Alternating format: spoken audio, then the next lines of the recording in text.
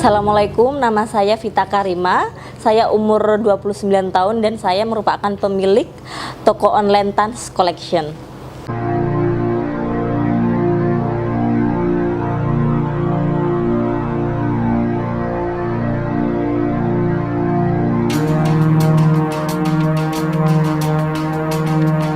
Jadi awalnya jualan di marketplace itu Tokopedia itu 3 hari gitu, alhamdulillah bisa dapet 15 paket. Itu udah seneng banget gitu, meskipun untungnya itu per piece lah kadang cuma 10.000 gitu. Jadi tapi kayak jadi semangat gitu, oh kayak nemu, oh caraku jualan gini nih harusnya, oh gini nih. Jadi kayak ketemu titik yang pas untuk jualan, siasat jualan kita tuh seperti apa. Itu alhamdulillah dari situ semakin banyak gitu. Tapi juga kadang ada pasang surutnya juga, kadang bener-bener nggak laku sama sekali juga ada, berminggu-minggu nggak laku juga pernah. Soalnya selain online itu aku juga, kalau dulu waktu sebelum pandemi kayak gini ada namanya kayak CFD ya. CFD itu aku buka stand lah. Jadi awalnya itu aku jualan, pengenku jadi seller top. Jadi seller top itu kayak aku, pokoknya semua orang harus ke aku kalau beli gitu. Murah gitu. Aku jualan bener-bener kayak cari margin tuh tipis gitu, agar aku jadi seller top gitu. Jadi semua orang pulangnya di aku. Tapi lama kelamaan aku mikir lagi gitu, kalau aku kayak gini sistemnya nggak bakal maju. Ini namanya jualan, aku pengenku bisnis kayak gitu. Jadi aku mulai mengembangkan pola pikirku, oh aku harus cari reseller, aku harus membentuk reseller lah.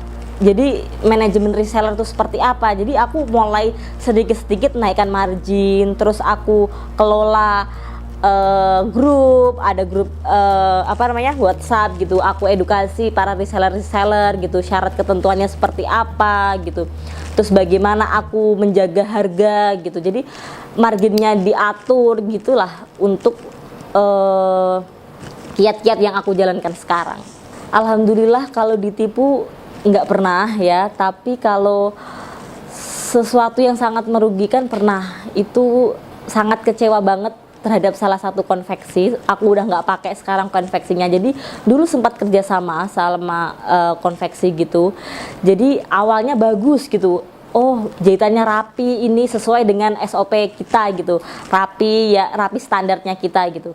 Tapi ketika suatu saat kita kirim banyak nih, bener-bener banyak banget kain ke sana, tiba-tiba datang itu jahitannya beda, bener-bener zong gitu, kayak pinggiran kainnya ada, pokoknya nggak sesuai lah dengan ekspektasi jahitan di kita gitu. Jadi yang dulu pernah awal kirim terus berikutnya kirim itu nggak sama gitu, jahitannya bener-bener beda gitu. Akhirnya kan itu stok bener-bener banyak, itu aku bingung mau apain itu stok. Akhirnya aku jual lah seharga kain gitu, bener-bener ya udah gitu, yang penting barang itu hilang dari hadapanku gitu. Mulai tahun 2014, mulai awal-awal nyetok itu juga udah kepikiran, udah ada bikin sendiri. Awal itu pernah booming tahun 2014 itu pasmina satin, itu bener-bener laris banget saat itu. Nah aku kepikiran aja, tapi ini barang ini susah banget didapatnya, kadang ada warnanya nggak sesuai, padahal peminatnya kebanyakan warna hitam dan gold, tapi warna ini sering habis gitu di supplier kayak gitu. Akhirnya aku ada ide aja gitu, kayak pengen aku terjun aja cari tukang kain gitu. Jadi aku ke Beteng nih, yang pasar paling bawah itu kan pasar kain ya, itu aku cari aja yang jual kain satin itu. Aku mulai beli meteran, aku beli meteran, terus aku minta potongan 170 cm, terus aku bawa ke penjahit pun itu penjahit yang deket kampus ya, buat tukang permak gitu. Kalau jilbab kan cuma modal di neci aja ya, aku kalau Pak bisa nggak neci ini gitu. Itu udah termasuk produksi pertamaku itu ya pasmina satin itu gitu. Kemudian kalau mulai serius bikin sendiri itu mulai tahun 2015 ya, karena udah mulai nyaman dengan kayaknya, oh aku tahu nih pasarku itu kayaknya mama-mama muda nih. Mama muda pengen apa gitu, pengen gamis, tapi gamisnya yang seperti apa itu aku kayak pengen bikin sendiri. Terus sempat juga ada temen gitu nawarin buat kerja sama untuk jadi tim produksi kita ya, konveksinya dia gitulah. Akhirnya cocok lah sama dia dan akhirnya mulai membangun brand sendiri dan produksi sendiri itu.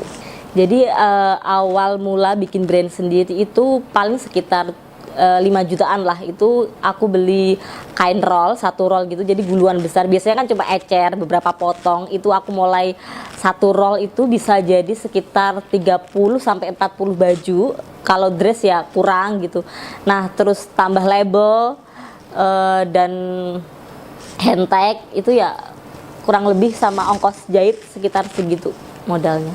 Saat ini saya ada 8 karyawan, ada 1 manajer, terus ada kasir dan bendahara, kemudian admin packingnya itu ada 2, kemudian yang kisi juga termasuk yang packing itu, ada model, itu buat review, dan ada 2 admin yang membales online, admin sosial media lah. 2014 akhir ya, itu mungkin aku bener-bener apa-apa sendiri, masih dibantu.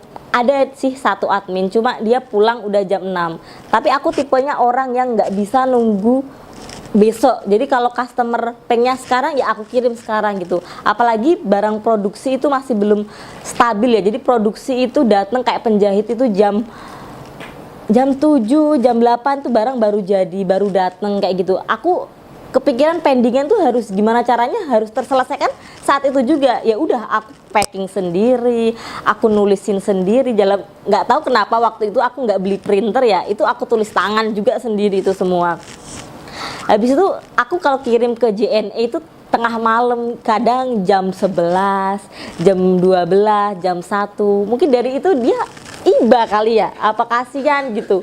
Ditawarin lah bantuan, kadang dianterin pulang karena jalan dari Kendedes ke kosan itu, jadi jalan ke JNE ke kosan itu juga sepi banget. Zaman itu belum ramai seperti sekarang, iya masih sepi banget. Kadang dia nawarin mau nggak dia minta nomor gitu. Aku pikir ya oke lah, kali aja. Ini kan namanya juga mas-mas JNE, kalian ditanyain nomor resi cepet, tanyain pengiriman juga cepet, kendala apa-apa juga cepet, oke aja aku gitu. Taunya di prospek dong gitu. Tapi mungkin hati lagi kosong aja kok, tiba-tiba nyangkut aja gitu. Ya udah kayak jalan gitu aja. Akhirnya ya suami ini kayak bantu-bantu terus gitu, bantuin aku packing lah, nungguin aku sampai malam gitu. Akhirnya ya juga awalnya memanfaatkan, mas-mas JNE akhirnya luluh juga gitu.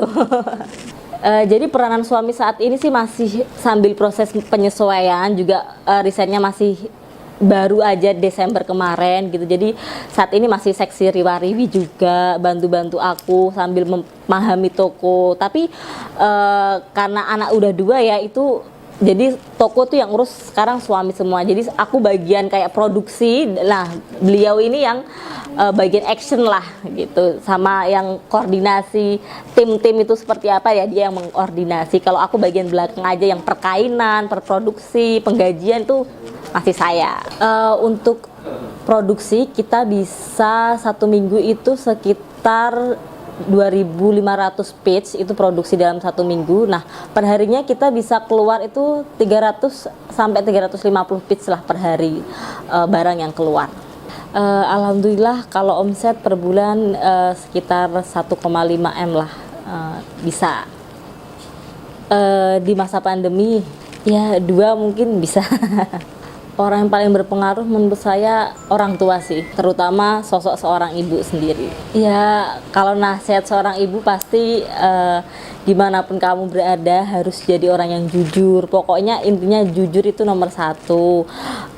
Jadi emang kalau di jualan aku itu barang kita pun reject tuh pasti aku kasih tahu ke orang-orang. Alhamdulillah dengan kita jujur orang juga tetap mau beli kok gitu, meskipun barang itu reject, asalkan kita jujur. Jadi apa yang dikatakan ibu tuh selalu jujur itu insya Allah akan selalu aku bawa.